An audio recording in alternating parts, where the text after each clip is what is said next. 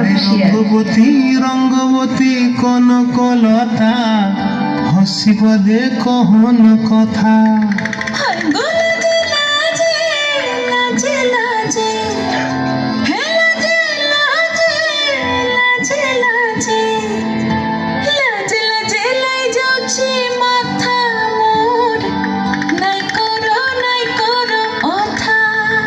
আরে মিত্র ভানু গন্তিয়ার কথায় প্রভুদত্ত প্রধান করিল সুর।